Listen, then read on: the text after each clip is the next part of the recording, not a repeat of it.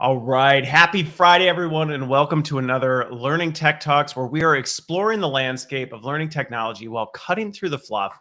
And today we are talking about some big ethereal words: digital transformation, digital adoption. We've got automation's going to be in here. I have no doubt we're gonna fit some really impressive buzzwords into our conversation. But the goal of that is to actually bring some context to that and talk about what we can do about it. How do we make this thing tangible? How do we make it real? And how do we actually do it in a way that's impactful? So I'm joined by Krishna, and he's the founder and CEO of Apty. Thanks for being here with me, Krishna. Looking forward to the conversation. Absolutely. First of all, thanks for the opportunity. Great to be here. Happy Friday to you and whoever is listening and whoever is watching. Yes.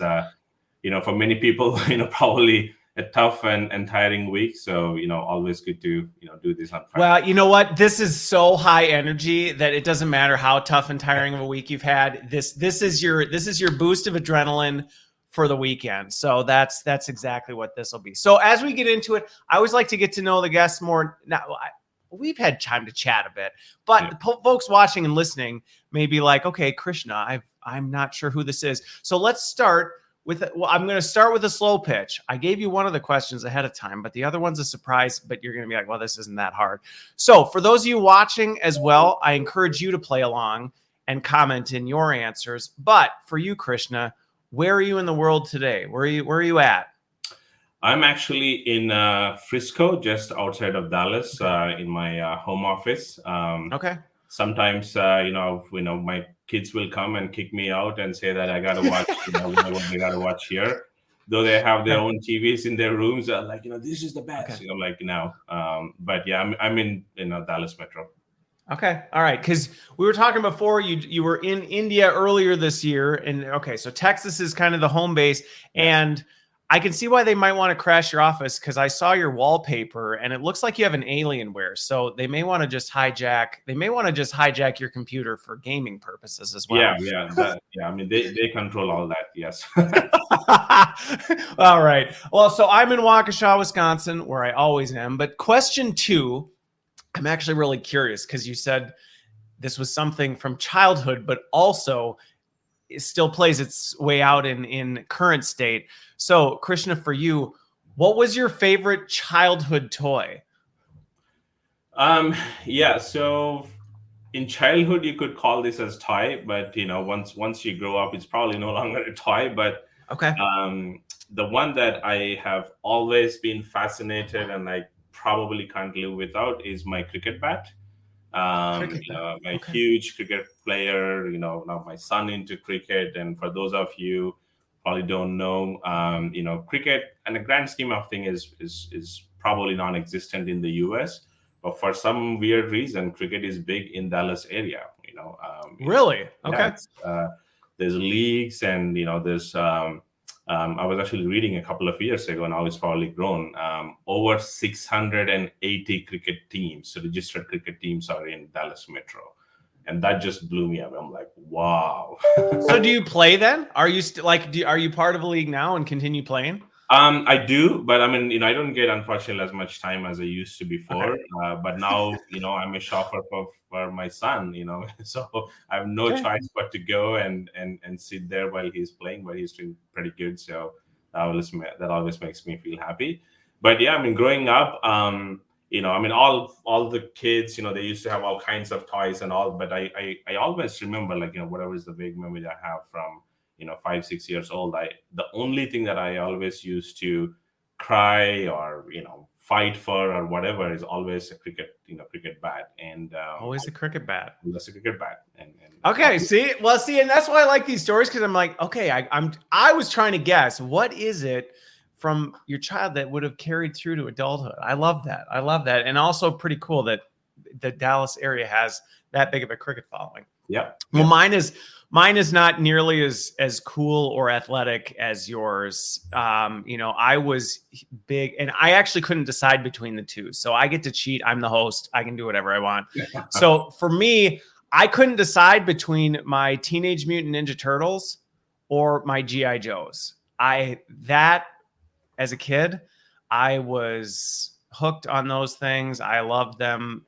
They were not dolls. They were action figures. Okay. Very different.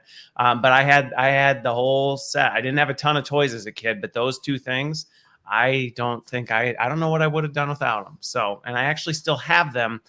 They don't carry the same momentum with my kids. They're kind of like, oh yeah, really, I don't get why this is such a big deal, but they think it's cool that dad still has some of his old toys. So there we go. All right, well, now we know a little bit more about you, but I want to dig deeper into this because we are talking about digital transformation and digital adoption and all this good stuff with tech. You have Apty, you're leading Apty, but where did that come from? Like, were you in the tech space? Were you in the ops? Like, where did that come from that you said, you know what, I see this and I think we need to do something about it? Sure, absolutely. So the need for Apty, or the need for doing something in digital adoption space, or software adoption space specifically, as I would like to call, actually came from our own need. And prior to starting Apty, though it started as a different company, Let's Nav, about 4 years ago. Okay. Prior to starting Apty, I started another company. This is like technically my second, company that I founded in the last 10 years, or 11 years now. So my first company, we were a boutique, SI, if you will, right? So we were implementing other enterprise softwares, and we were particularly known. So that was the company. The company before was you were helping implement softwares for organizations. Okay. Yes, absolutely. And so with my previous company, called Xers, we were particularly pretty good and well versed within that small universe of a tool called Clarity, which is kind of a number one enterprise project portfolio management system. Yeah, I'm familiar with it. Yeah, over the years, it's now under Broadcom after Broadcom acquired CA a couple of years ago. So I started even before that. Again, my background from education point of view is, I did Bachelor of Computer Applications. Then I went to Europe, studied Masters of Computer Science there, and then moved to US. In 2005. Between 2005 and 2010, I've done several projects, but I kind of grew as a solution architect, as an expert in this particular technology and solution. So when I found this gap that, hey, there's something we could do here.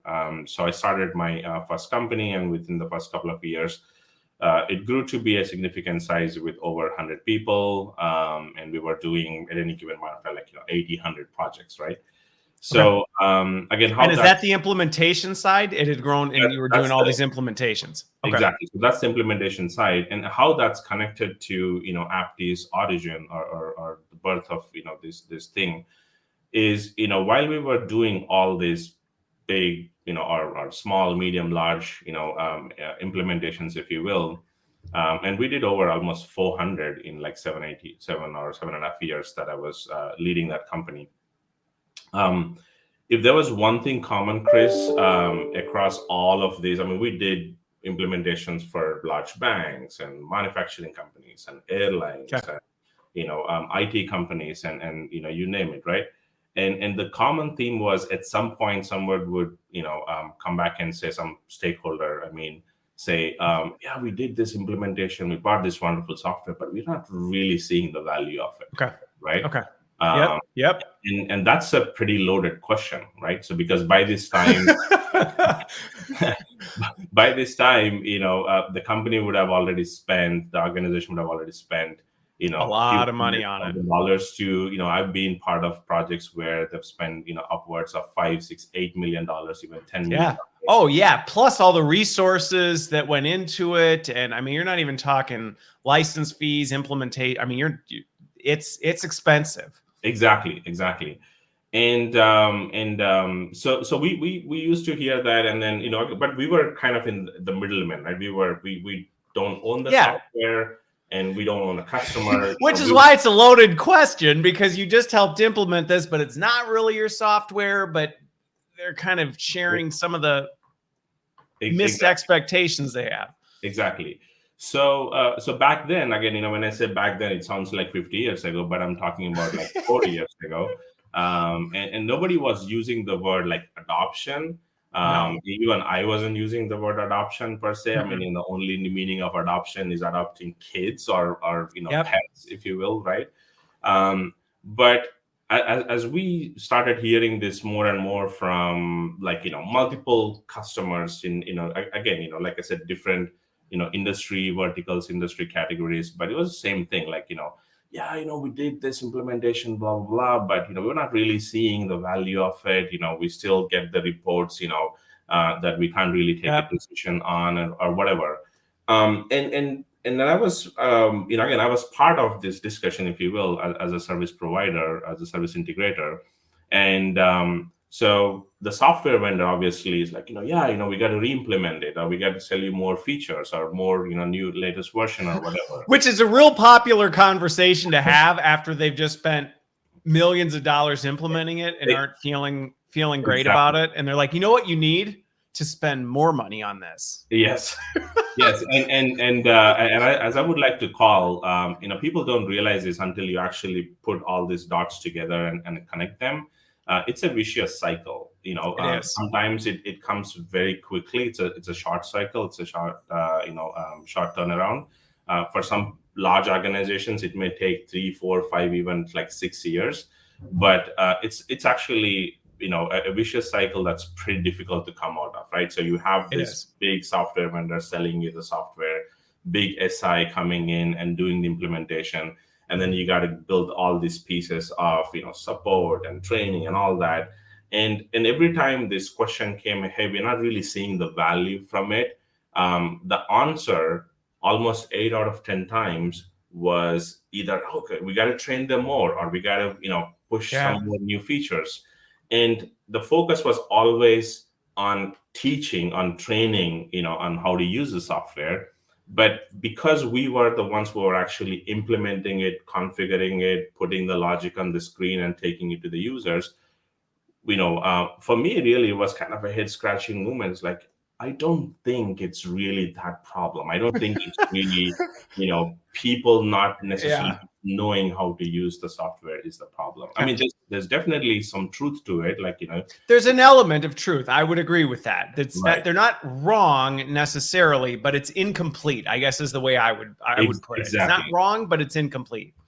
Exactly. So that's kind of what was vaguely rooted. I mean, we were living with this problem for some time, and there was an incident where we actually got to a point where the vendor, the client, one of this client, decided, after spending almost $2.5-3 million, spending a year, and rolling it out and popping the champagne bottle, after 3 months, 6 months, like, oh, you know what? Our users don't like it. We don't want to use this.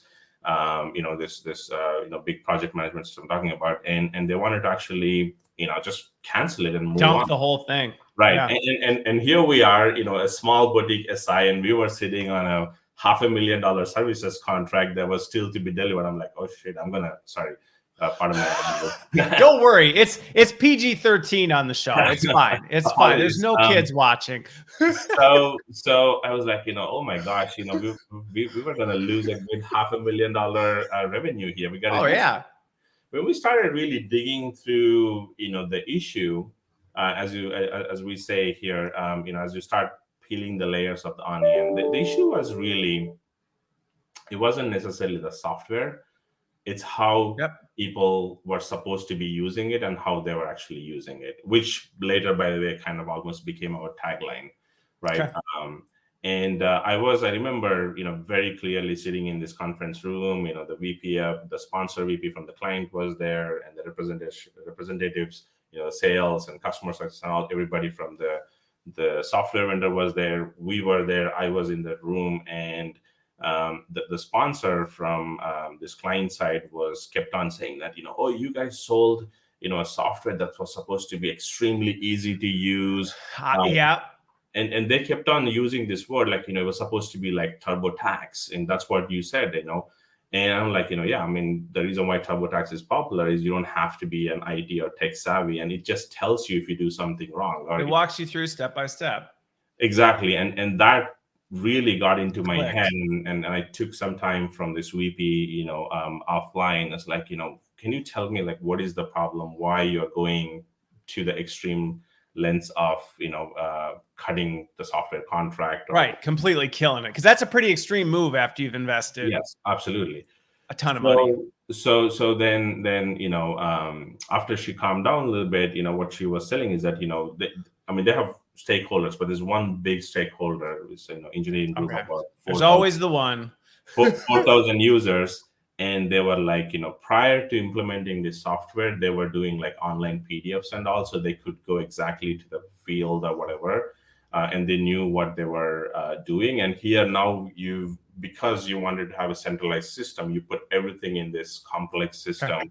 And now the user has to really scramble through, loads of pages. They don't even know where to find. Yeah, they don't even know where to find what it was. It used to be really straightforward. Right. And most importantly, even if they could find, there were so many things in the sequence, right? So like, which sequence they would actually go and complete the task with. And so an aha moment for us was, okay, what if we actually identify the user by their role and only show them what they are supposed to do based on where they are in that process stage, right? That's number one. And number two, as they are doing it, we could actually, because it's pre-built business logic for some of those fields. If they do something wrong, some of it's not. It's just like, if you did this, these other fields exactly go with that. Exactly. And if you do something wrong as a user, we could prompt you and guide you to do the right thing. Like, I mean, if you could do this, that would, that's no brainer. I'm like, then we wouldn't be getting rid of it. Exactly. So literally we took the next couple of days and, just a simple JavaScript injection into, what we call the application layer. The next couple of days, I can't even function thinking in anyway. Impressive. That was the birth of what we have as Apty, as Adapt today. So we just took like two small use cases that had maybe 40, 50 fields, and we were able to use whatever the on-screen properties, if you will, that we could find, and say we could recognize the user and show the user. And all this, the most important thing that she was worried about is, I know, but if you're going to come up with this custom solution, we're going to be, changing a lot of things with this product, and I don't know if the vendor would approve it. And then this software warranties and all. I'm like, no, I don't think so. We could do all this without. We can do it without messing with their product, without touching the host applications. Like, yeah, okay, it sounds good, but show me in so many words, right? And we were able to show that, and I still, till date, I remember. Her eyes were like, oh my God, I could do this, right? Yep. And so at that point of time, I had no idea that we would actually start a company that would become a startup on its own and all. My service integrator background was like, oh yeah, I could charge like $5,000 additional for this. We'll just tack this service on, and then we can just kind of do it, as an add-on. But and then that went from there to, why don't we just make this an actual product? Right. So that transition or that journey took maybe another 3 to 5 months when we started seeing, not exactly, but a very similar problem in a couple of other places as well. And it's in that transition somewhere it just hit me like, oh yeah, this actually is a product. This isn't an add-on service. This is a product in and of itself. Right. Okay. So what I love about this is, the story and the founding story is actually really impactful in the sense that it actually highlights a very familiar use case, which, I mean, honestly, anybody who's watching or listening, if you've ever been around enterprise software, this story you just shared shouldn't be you shouldn't be scratching your head going, I don't know what he's talking about. I've never in my life run into this issue, because this is almost every single major system I've ever dealt with. I grew up in the medical healthcare space, and the example you use of it's not the software, it's how you're using it.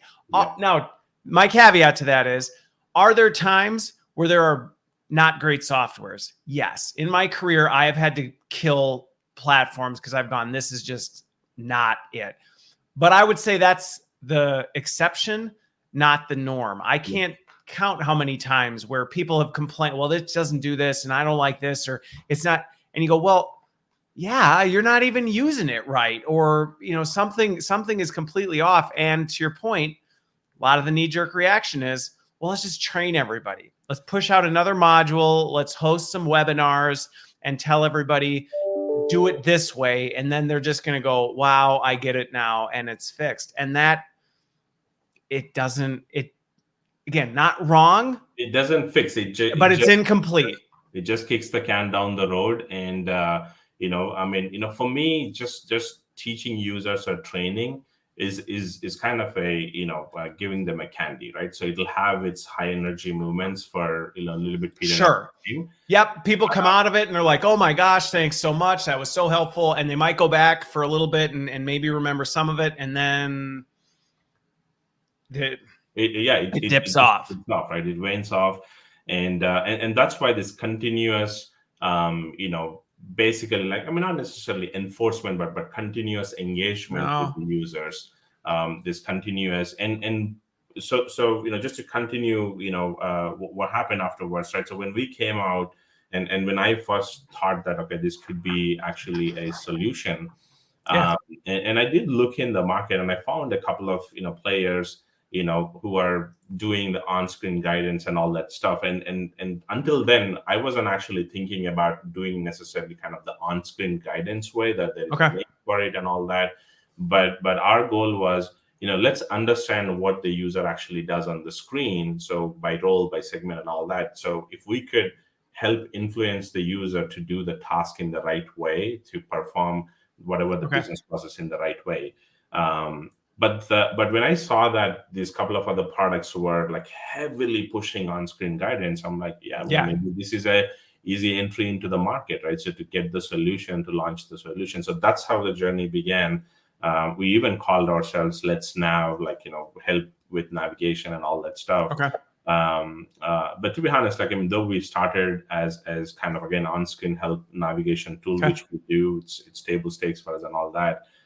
My heart was never in that, because it's not like we are helping a e-commerce website users or single page website users just help with balloons and all. But in the software scene, the problem is much bigger. It goes way much more complicated. So I actually want to talk about that, and that's actually a perfect lead in to where we can go with this, because this is important to think about when you're thinking about digital adoption and what we're talking about, because that example is one that I've encountered when sometimes you'll work with IT and you may say, hey, we're thinking of considering something like this. And they go, yeah, we were just thinking of with SharePoint maybe putting or injecting a couple little information buttons or pop-ups on the screen. And that's not... There's this spectrum of on-screen support that is very wide, and a handful of pop-ups with a few little tooltips.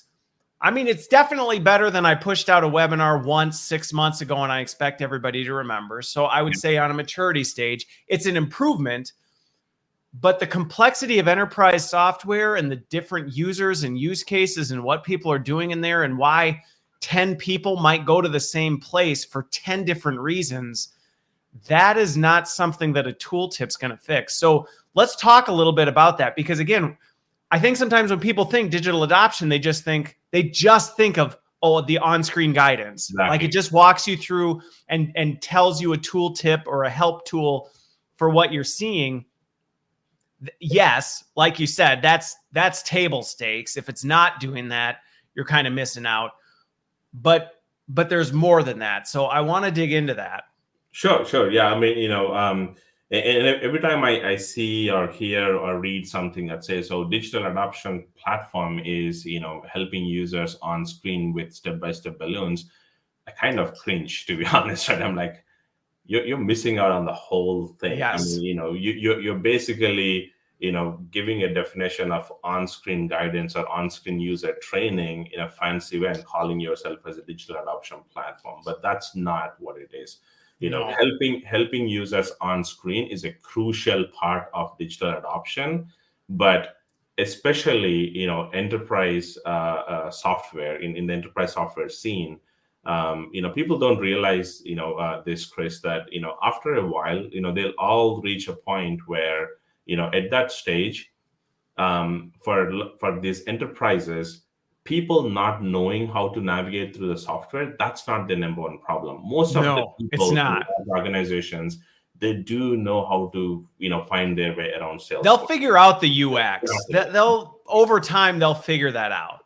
Exactly. But the number one problem is all of this on-screen, content, everything that you do, it might help in improving the user engagement, right? So it Yep. makes it easier, which is very important. But if that improvement in user engagement, if that's not resulting in your effective completion of business process, you still have a huge adoption problem. Huge, which is why sometimes on this one, I'm so glad we got into this, because this is, I'm going to say two things and I'm going to let you get back to this, because this is where I've seen digital adoption conversations get shut down because they go, well, we built the software so intuitive, you just can navigate it. And you go, you're missing it. If you think all this is going to do is streamline the UX, that's not what we're talking about with digital adoption software. I mean, yes, it's part of it, but it's not the whole thing. And I think as a parallel, I feel the same way when I hear people talk about an LXP, and then you find out that, well, we're an LXP because we curate content into a nice interface. And you go, I mean, that's part of it, but that's not really the problem an LXP is solving. And similar to digital adoption, yes, digital adoption can help with that on-screen user experience, and that's a good thing. It's not bad. I'm not knocking it. But if that's all you're going for, it's not enough. Right. That's just a small portion of it. And that does address, because if you take any software, right? So, in any scenario, an enterprise software, you'll have, two, maybe like three different types of users. You'll have super users who go in every day and they do stuff every day.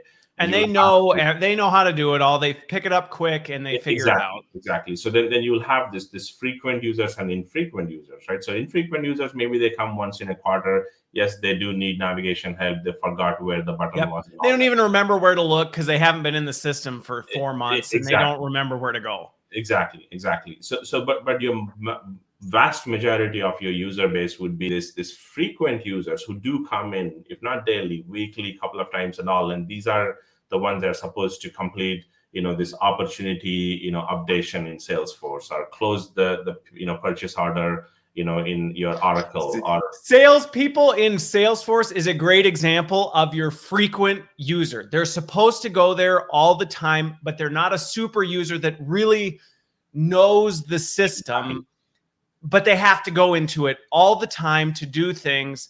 As perfect example. Right. So as we started, like I said, when we came into the market, obviously we needed to find a seat at the table, as I would call, right? So with these other competitors, so we did everything that you can think of, all the bells and whistles for on-screen guidance. But my heart was always telling me that, this is not what, if you solve on-screen guidance, you solve the training problem, you solve the onboarding problem, but that doesn't equate to improved adoption. You can't prove adoption just because you created 500 walkthroughs. You can't prove adoption just because you have created 250 tooltips.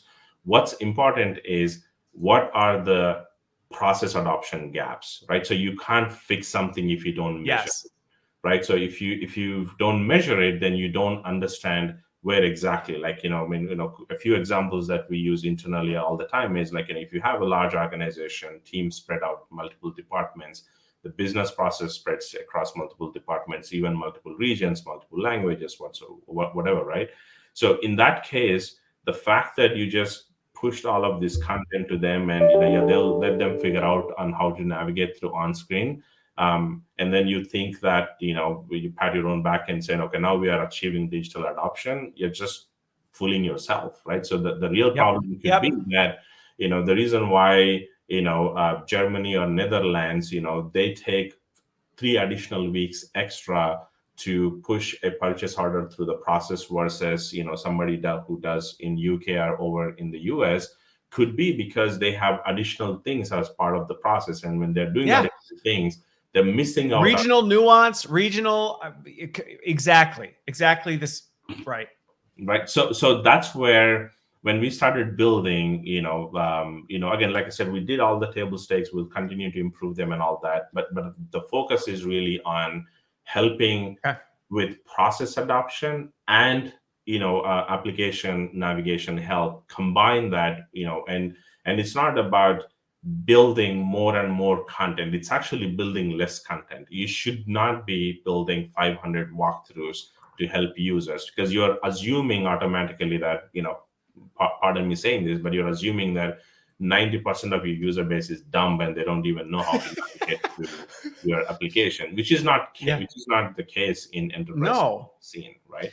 So what I like about that point, and this is an important one that I see because I've spent a lot of time in system implementations, is this point you bring up where we often make these assumptions that, oh, this is how a user uses this.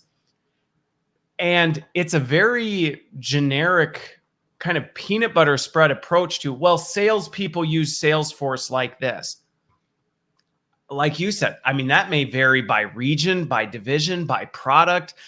So there's a lot of nuance within that. And I like your point of, you don't necessarily want to create a million wizards to try and solve for that, because all you're doing is creating different on-screen guidance and on-screen pop-ups to try and remind people what to do, which may actually be more frustrating and confusing for someone, because they may go to this and then it asks, are you this? Are you this? And now it feels like, good grief, I'm not an idiot. I know what I'm here to do. Just help me make sure I'm doing it right. Exactly. So the learning combined with compliance is what, when people know what to do, right? So not just how to do, but what to do.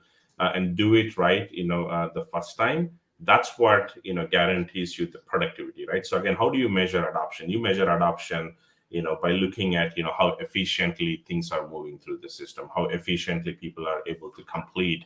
And let's say if I'm a VP of sales or VP of customer success, I'm looking at my Monday morning report, I can actually trust the data.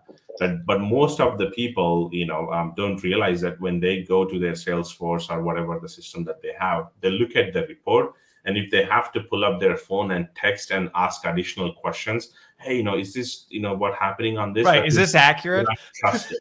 Right. So that's the problem we got to fix. And that's what is truly the adoption problem, and not just teaching, how to, navigate through the screens. And that's where we are focusing all our energies going there. There's obviously players in the market who are doing very well with on-screen guidance and all.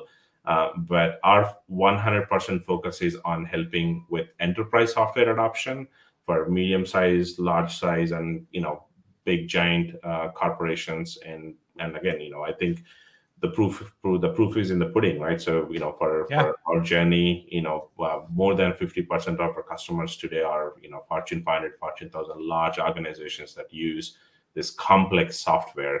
Is a testament to the real problem that we are out there solving. So I want to talk about this in terms of some of the challenges that people may face in this and how to overcome that. But just to validate this point you're talking about, one of the most successful DApps that I've had kind of in my tenure was working with an organization they were pulling together dossiers that had to go to a regulatory body. Yeah. And they changed the system that they used to do this.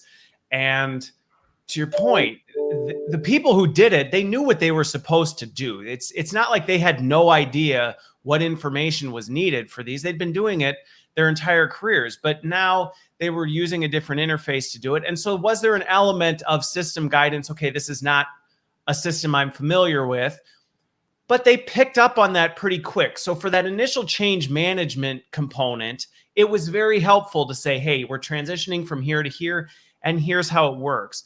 But that dwindled pretty quickly, with the exception of new users. New users come in, and it was fantastic because we were able to say, instead of packing you through 30 e-learnings and expecting you to go to 900 sessions that we know we aren't going to host anymore, so you're going to have to go ask somebody because the initial implementation's over, we knew that they were getting the quality experience no matter when they came into the system for the first time. That was great from an initial change management standpoint. But where our real success metrics was one of the problems we were hoping to solve for in switching the system was this kind of first pass acceptance from the regulatory body. Because what would happen is somebody put the wrong thing in somewhere, and it goes to the regulatory body, and they kick it back and they go, nope. And boom, it lands back in your lap, and you're going through trying to figure out, where did we screw this thing up? And now we got to find it, and hours and resources. And this is dollars lost because now we didn't get approval on whatever it was we were submitting for. I mean, this was the whole business process component of it that had nothing to do with on-screen guidance. But that's how we knew we just saved the company in 1 year hundreds of millions of dollars in failed submissions that used to go through, would have got kicked back, and it would have taken, we might not have been first to market. I mean, there were massive business implications to this business process problem that previously there was no way to have any idea how to fix it. And this allowed us to solve for that, which was far more valuable in terms of telling the return story and the value story than, people, figured out how to do this. The validation piece was huge. So I love that we took the time to unpack that, because I do think in the industry, there's still a bit of a perception of what digital adoption tech is. And again, there's a wide spectrum of it. There's a wide spectrum. But if people are thinking all this is fancy tool tips and on-screen guidance, it's not, and it shouldn't. It's not. You're missing the real value of what you can do with this stuff. Absolutely. Yep.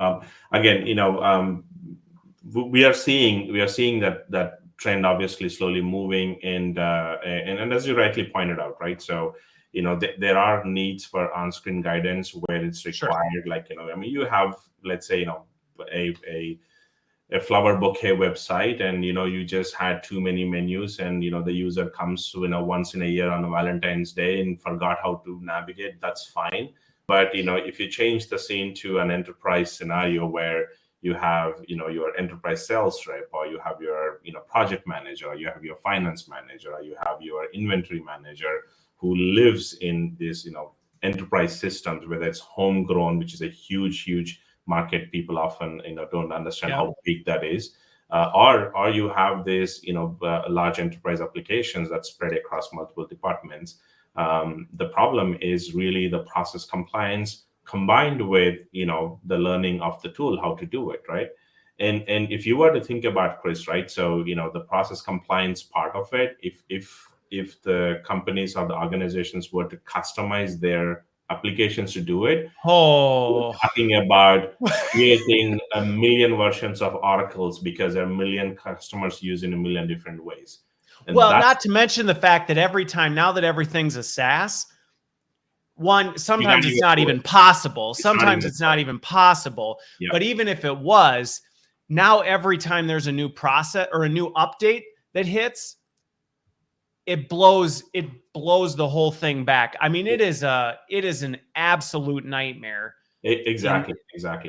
And that problem is what really fascinated us. That again, if you think about it, right? So again, like I said at the beginning, people were not even using the word adoption, but they were describing all the problems of adoption. And the medicine that they were getting was like, take this vitamin, which is training, right? So, but if vitamin could fix whatever this big time ailments, then we all don't need any pharmacy companies or anything out there, right? But that's the problem, right? The problem was huge, and they were looking at through a small window, right? Is like, if I can just throw this training pill in there, and that's going to solve the problem. But because it has a little bit of a sugar rush, you will see the wheels spinning for a little while. There's a temporary surge where it goes, hey, I think it did something. But in terms of the sustainable, quantifiable change that you need for it to be a success, it's not. Exactly. And it's funny because I've been part of a few when with my first company, this company would go do this big bang training, spend again, $500,000 in classroom, virtual, and all that. Even like there were days where they were flying people into conference rooms, into this big. Oh yeah. Stuff. I and know. Immediately after the training, they would take a big survey saying, and most of the people would say it was very helpful, blah blah blah, and then nobody would do anything about it for the next 2 years. And I'm like, why don't you go back to them and like after 90 days and ask the same question? You would get the real answer. Or just look at your business process stuff, and did anything get any better out of this? Exactly. Did. Chances are it didn't. I think, in terms of analogies, I just think, one that resonates to me that really highlights this problem is, when somebody says, I really want to get in shape, and so they go buy a bunch of fitness equipment, they enroll in a bunch of programs, they go spend a week just working out, going crazy, and they're like, they get this endorphin rush and they feel great about it, and they're on this health kick, and then they never lift another weight, and the stuff gathers all this dust, and they go, well, I see it doesn't work. I can't get in. And you're like, yes, you can, but you approached it with this incomplete solution that was designed to fail.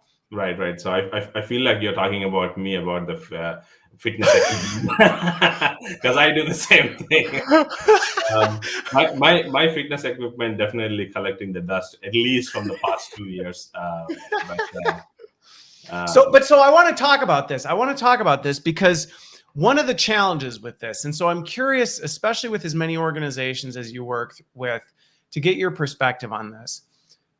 On the internal side, this is a good point to talk about, that this figuring out what is this business process, what are these real things, because we throw words around, oh, people aren't adopting the software. That's more common now. People aren't adopting it and things like that. And you go, well, what do you mean?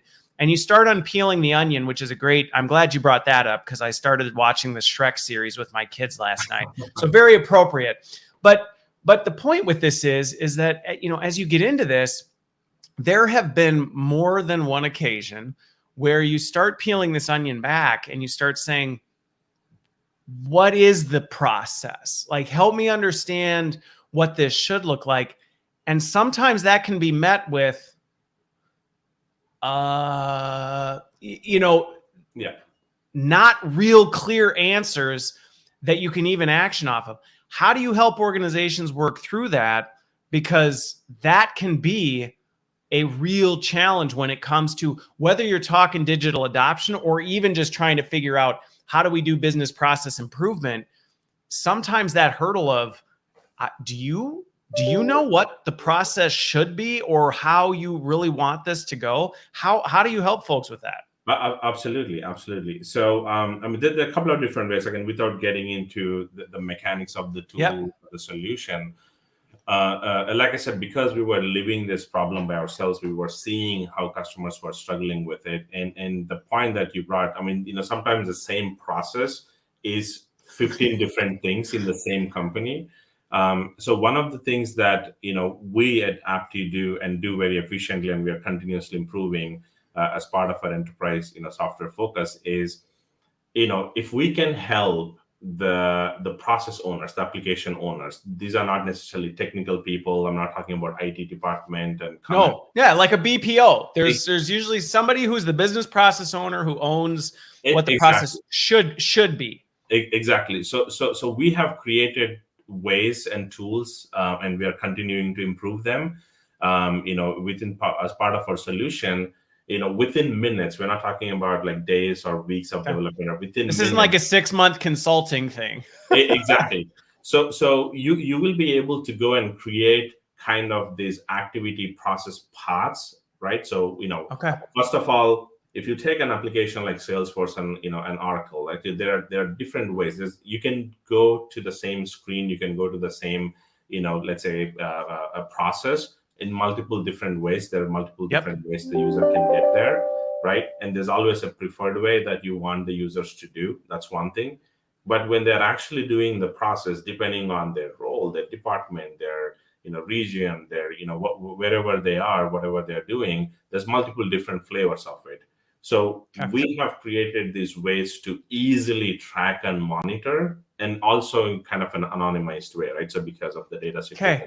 Okay. So almost a way, if I'm going to reframe this, because I love where you're going with this. If I'm framing this correctly, is almost a way to anonymously, again, for data privacy reasons, but actually observe how is the system being used, which I'm seeing you nod, which is fantastic, since that's the way you're framing this, because a lot of times so many assumptions are made. Oh, no, this is what people are doing. Oh, this is how they're using it. Or the BPO goes, well, this is how the process is designed. And you go, yeah, right. And then there's the elephant path of how are users actually doing it. But oftentimes that's a vacuum or a black hole. Exactly. You don't really know what's happening.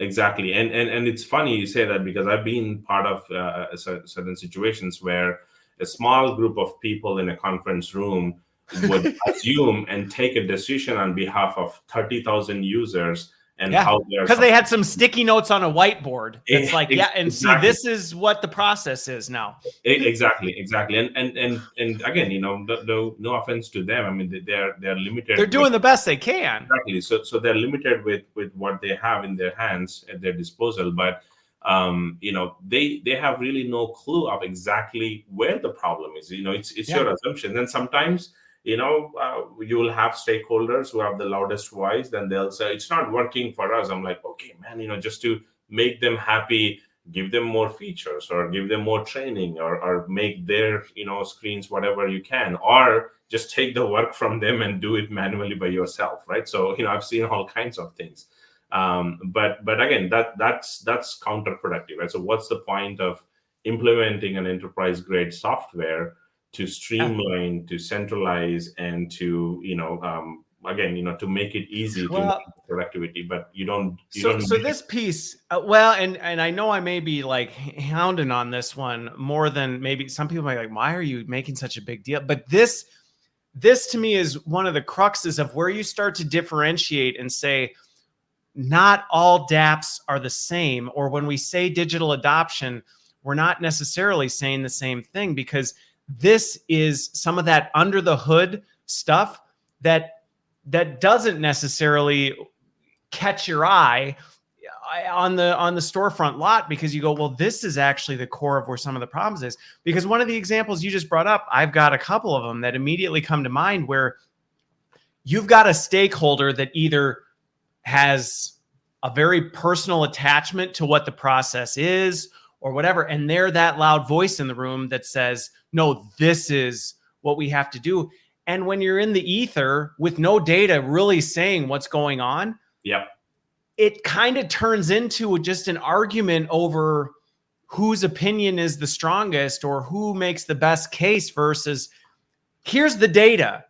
Exactly. Here's what is actually happening in the system, how it's being used today. I don't care what you think or what you wish it was. This is what's actually happening. Now, how do we optimize that? Because we know that's not getting the outcome that we want. Absolutely. I mean, you kind of nailed it there, right? So and that's exactly the theme and our kind of North Star that is driving us, Chris, if I can say it that way, is we firmly 100% believe that the problem, or the solution rather, for all of your software adoption, technology adoption, problems lies within the data that you produce day in, day out. You're not using it, right? So that's what we just, make it easier for a non-technical person to use. and combine that with, because if you think about it today, again, if you want to use the word digital adoption solutions or digital adoption platforms, this is kind of not a new solution. This solution exists in 10 different ways or 10 different parts in organizations already. There's something for training, there's something for support, there's something for change management, there's something for new feature release, there's something for there's an analytics team that's doing something. Exactly. Yep. But the problem is, because it's so divided and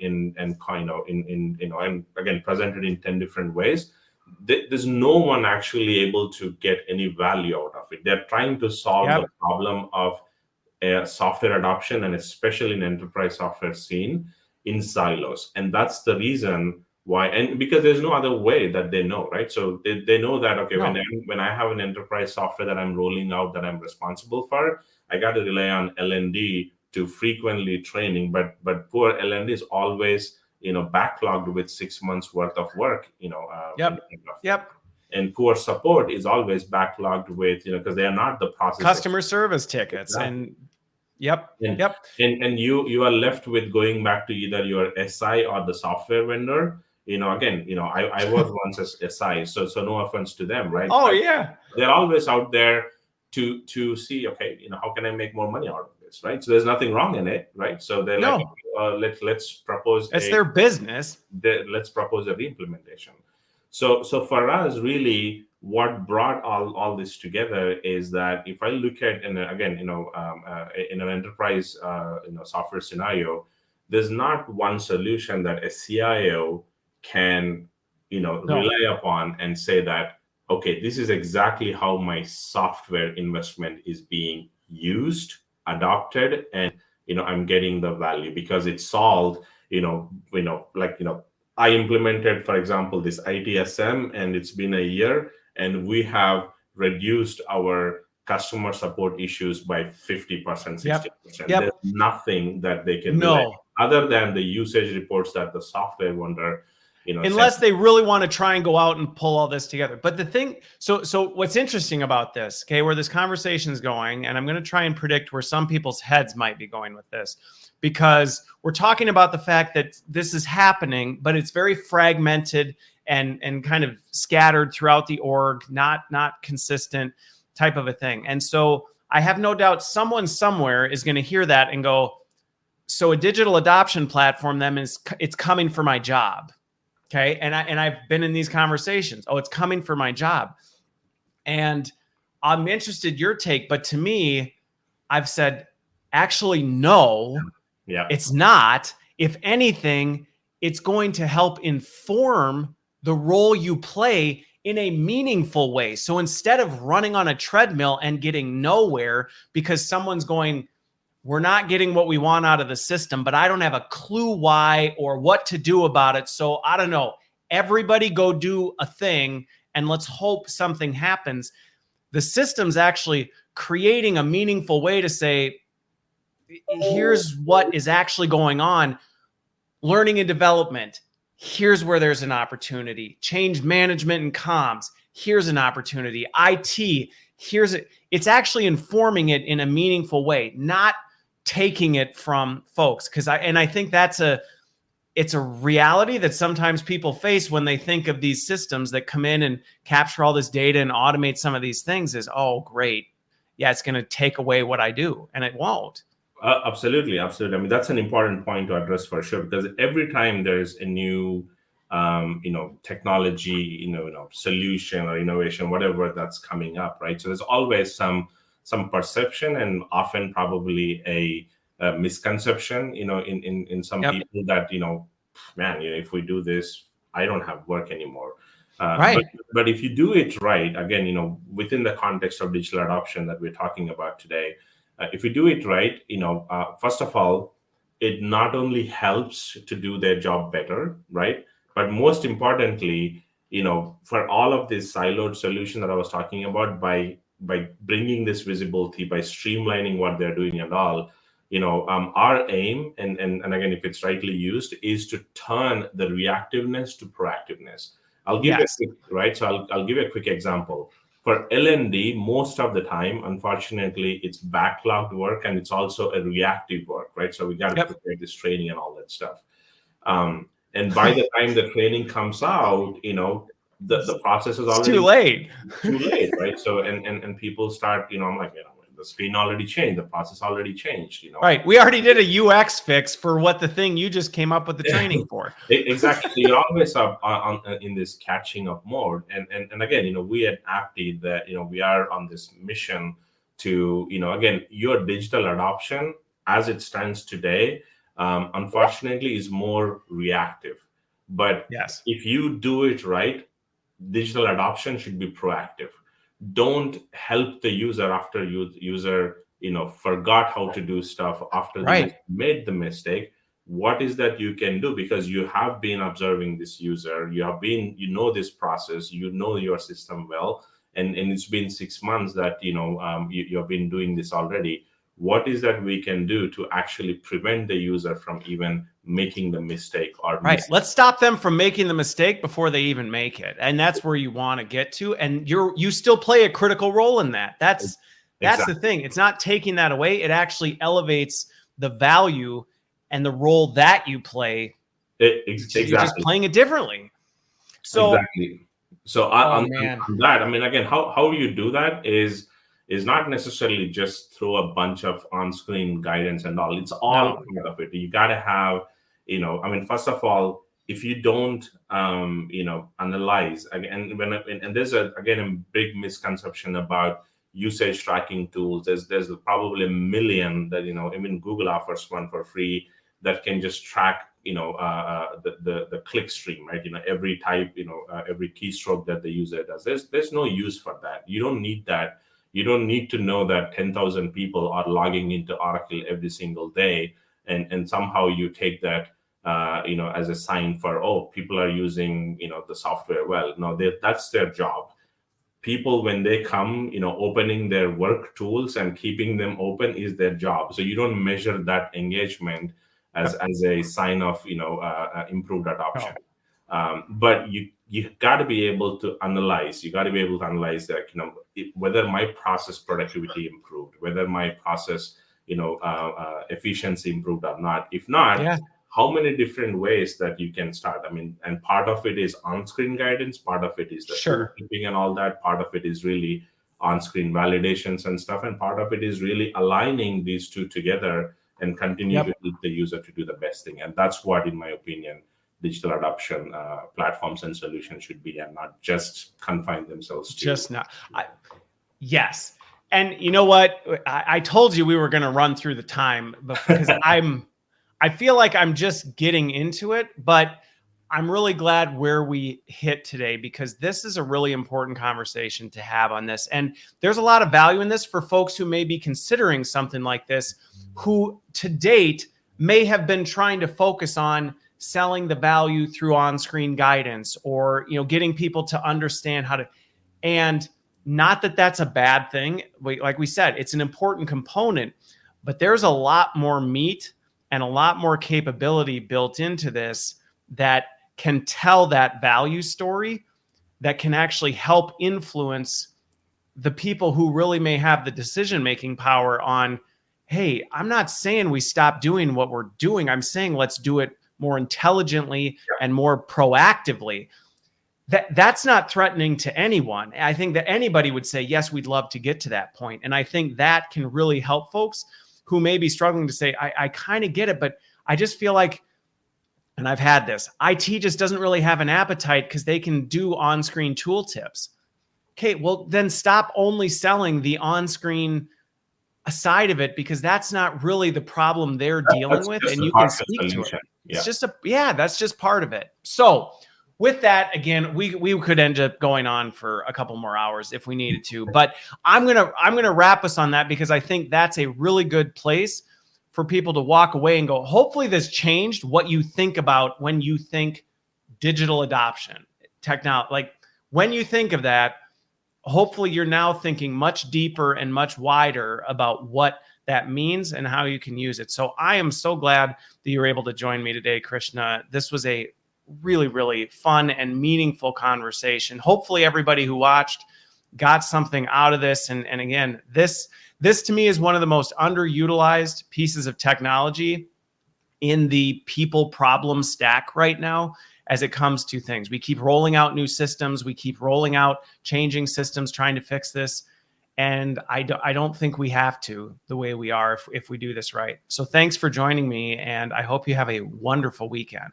Absolutely. Thanks for having me. Thanks for the opportunity. And most importantly, thanks for educating the people. Thank you. Yeah, no problem.